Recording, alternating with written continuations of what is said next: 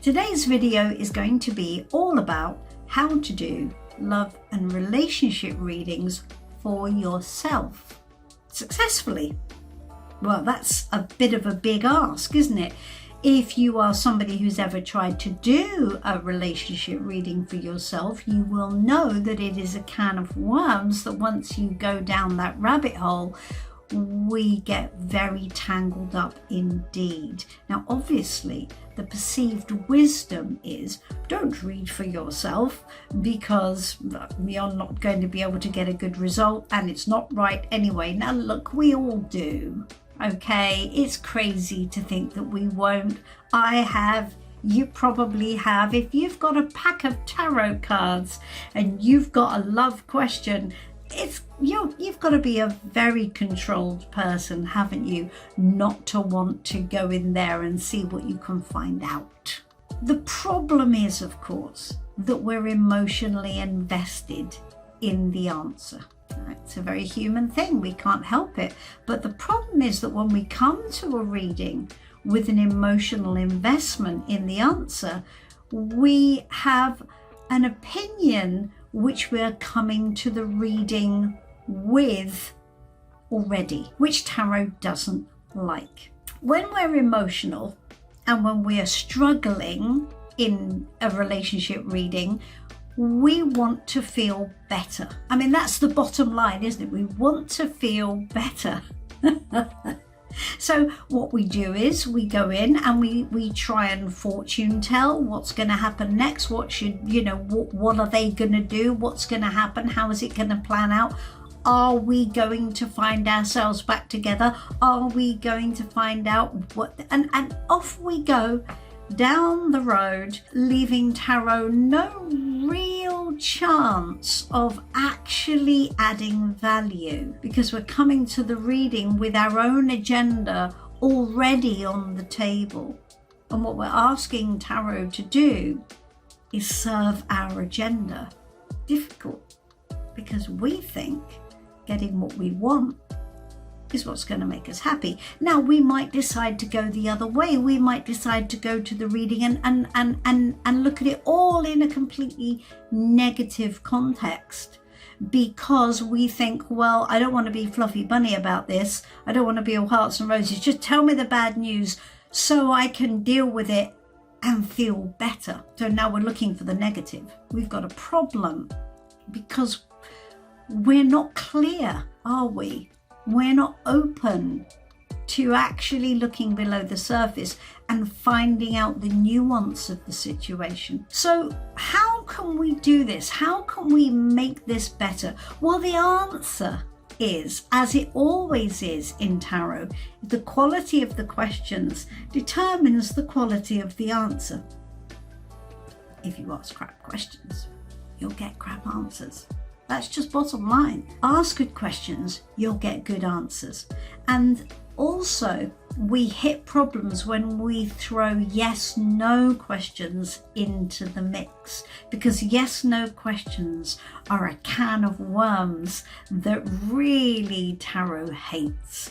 Because again, we're depriving tarot of its desire to add value, and a yes-no question is closed. It's just presuming it's either this or it's this. But what if there's all this stuff in the middle that we need to know? What if there are yes buts? What if there is maybe it's complicated? It's a relationship, guys. It's gonna be complicated.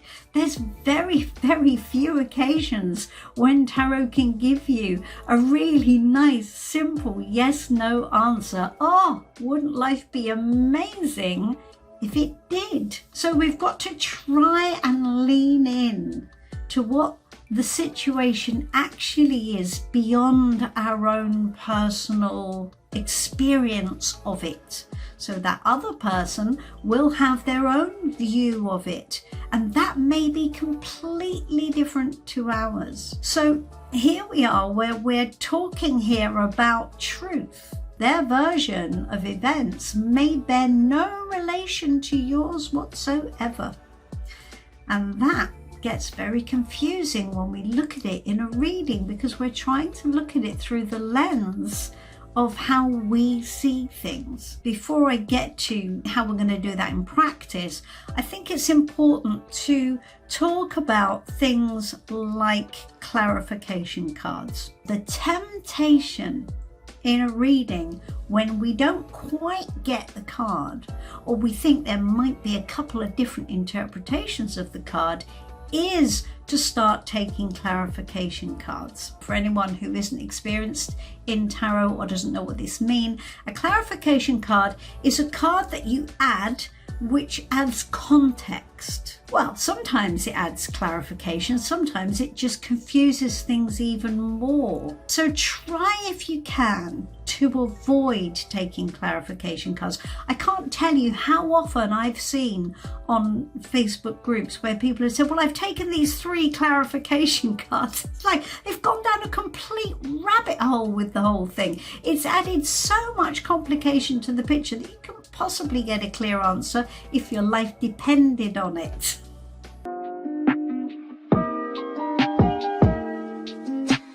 So here's a little spread which I hope will make things a bit clearer. We've got 8 cards here, and the purpose of each of the 8 cards is to give you a very clear indication of a piece of information. Now, if you have spent any time learning with me or following my videos, you'll know that I read from the perspective that tarot is telling us a story, and that each card has a purpose in the story. And when a card comes up, this card is telling us that this is where we are in the story in answer to the question. I'll explain. I'm going to give you the questions first of all. So this is the spread.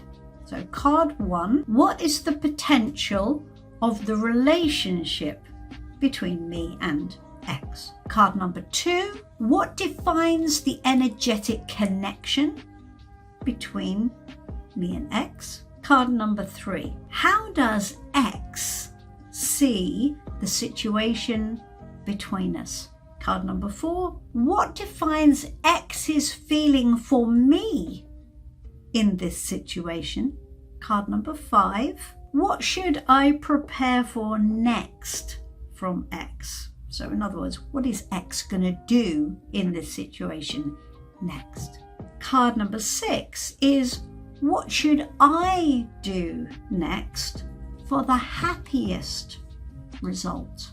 And card number 7, what should I avoid doing in relation to this situation? And card number 8 is, what is the overall potential? Should I follow the advice of the cards? That's kind of like your outcome card, but that is, should I follow the advice of the cards? So hopefully that's a bit of guidance for you in there as well. So what I'm going to do next is I'm going to read the spread for you, and I'm going to take a situation that has been presented to me in a reading for a client. Now obviously I'm going to change the names, and I'm not going to give you any of their personal information at all, but in my mind I'm going to be exploring this relationship in terms of this reading, so you can see how I'm using the cards and what conclusions I'm drawing and how I'm coming to those conclusions. And hopefully you're going to be able to emulate that, and that will be of use to you too. I'm going to be putting the spread itself in the description, and I'm going to demonstrate it. So here we go.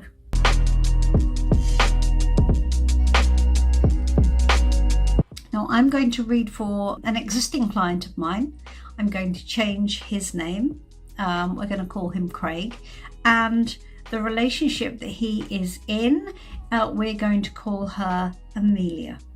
Now Craig came to me for a reading about a week ago. He is not in a good place. He is experiencing a lot of very turbulent emotions, we'll put it like that. And I thought this would be a very good experiment to see how this spread gives us information about the relationship. I'm going to show you how I come to the conclusions I do with regards to the cards that go on the table. So the first question is, what is the current energy in this relationship? the Nine of Pentacles. Now, the Nine of Pentacles is a card that talks about lifestyle and independence. Well, that's interesting, isn't it? Because that's the first card down in the relationship, but the Nine of Pentacles is a very singular card.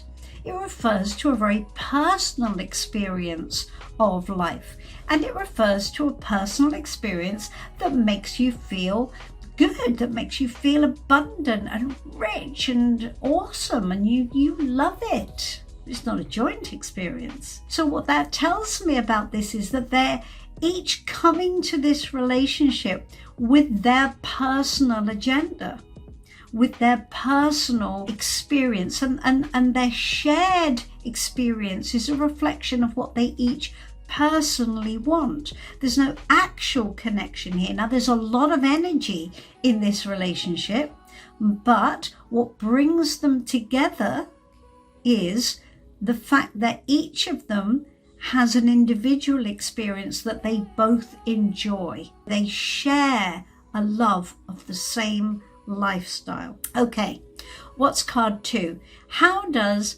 Amelia see her relationship with Craig? Seven of Wands. She's feeling like she's having to defend her position.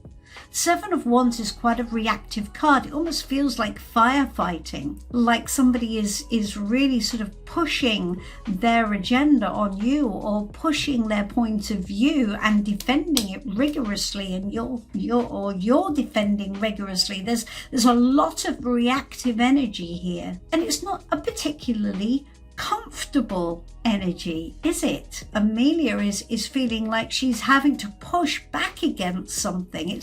There's a lot coming at her, and she feels like she's going to have to defend against it. That's not particularly comfortable. What is card 3? How does Amelia see Craig as a person?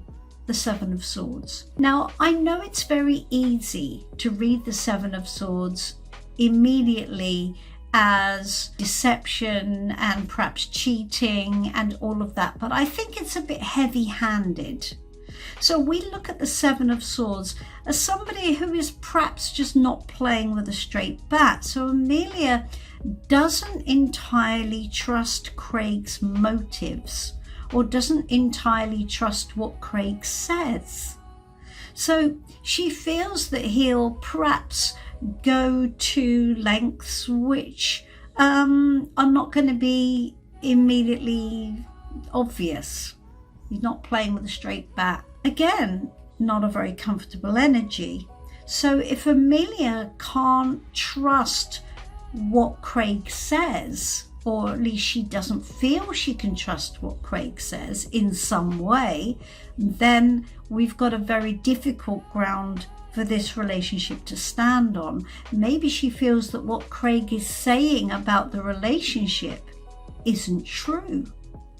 Maybe she's not sharing Craig's vision of the relationship in some way. The next card, what does Amelia want from Craig? And we have the Six of Pentacles. Now, the Six of Pentacles is a tipping point, isn't it? And it's the balance of power within a relationship.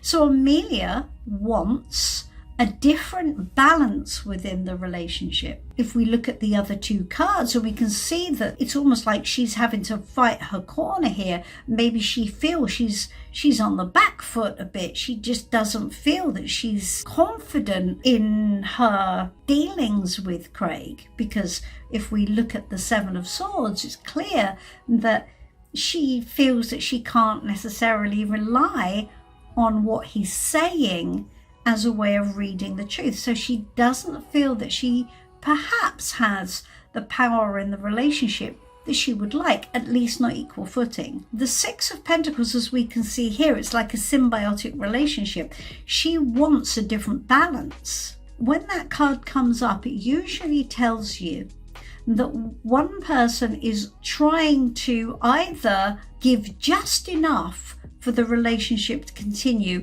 or the other person wants more. So it could be, in this equation, that Craig wants more, and actually she wants to keep the power. Look at how on the back foot she's looking. She's looking like she's having to defend herself.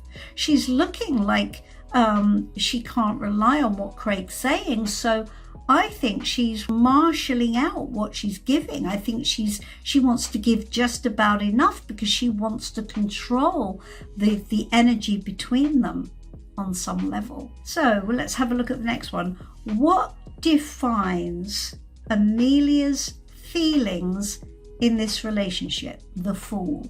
The Fool is quite interesting because it's saying that on some level, I think it's very impulsive.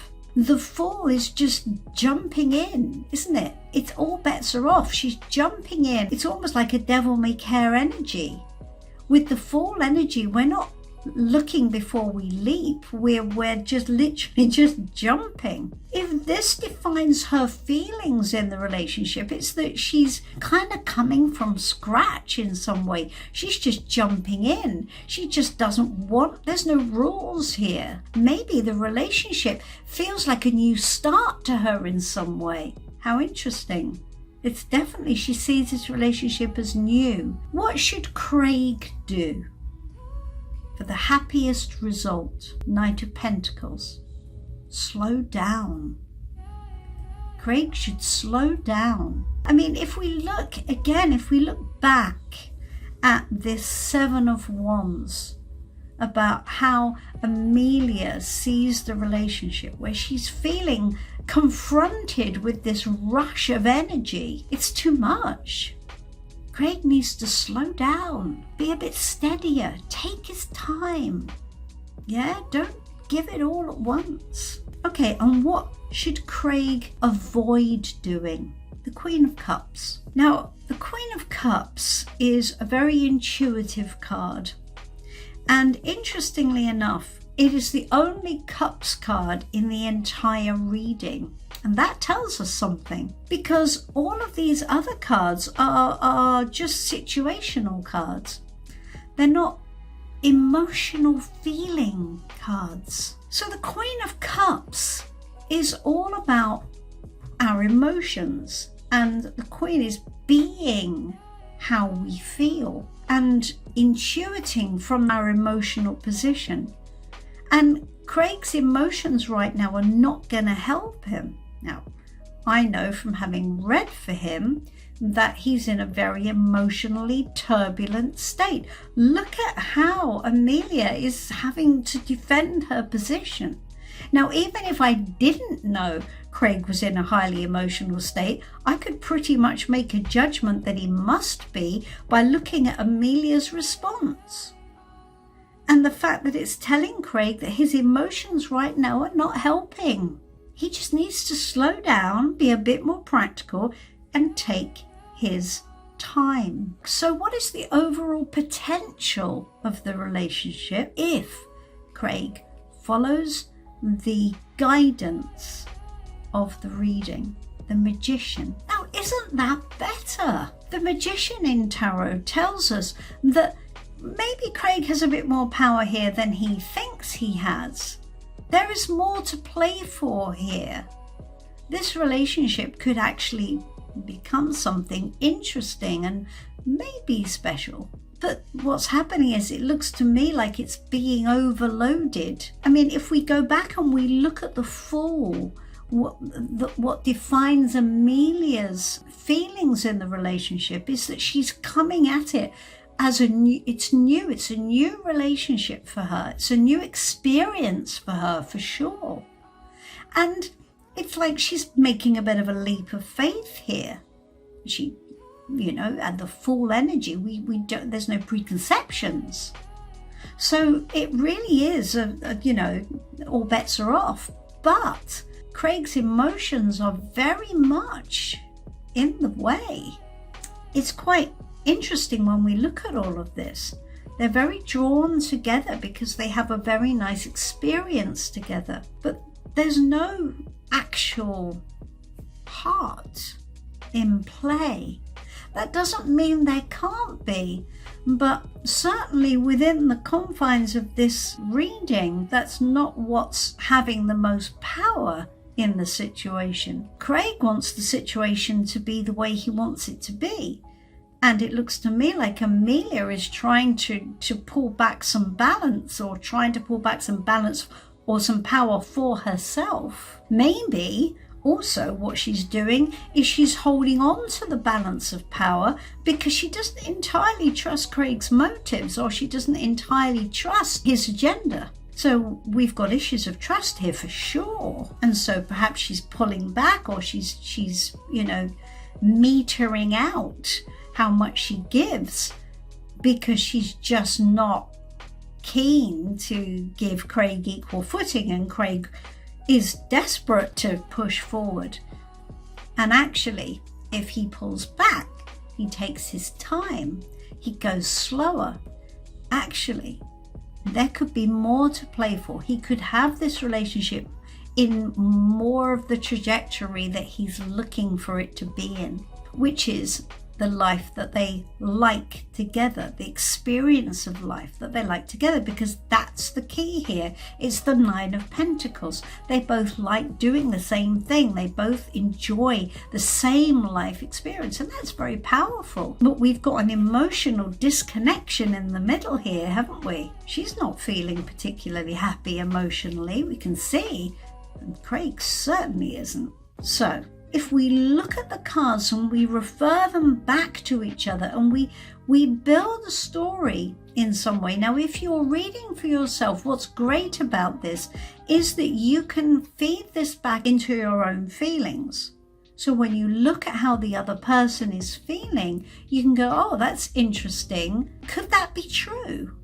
Could it be true? Because sometimes we're so busy being caught up in what we think, and we're so cross that the other person doesn't see things the way we see them, that we get very blinded and we can't read clearly. So we have to drop our agenda completely. Any preconceptions. Now, obviously, you can change these questions, but you can see the approach. What we're trying to do is get a broad spectrum of information here, which gives us a proper helicopter view of the thing. We don't want to be swimming around in the mud here. We want to look at it from above and see the whole terrain. And that's what makes a successful reading. Well, I hope that was interesting. I'll be back with more readings that you can try. If you have any questions, please do ask me. I'm very happy to help in any way I can. And I have an ebook on intuition if you wish to grab it and download it, how to build and work with your intuition and learn to trust it. It's completely free, my free gift to you. If you would like to grab that, the link is in the text below. All right, I'll say goodbye for now. Bye-bye.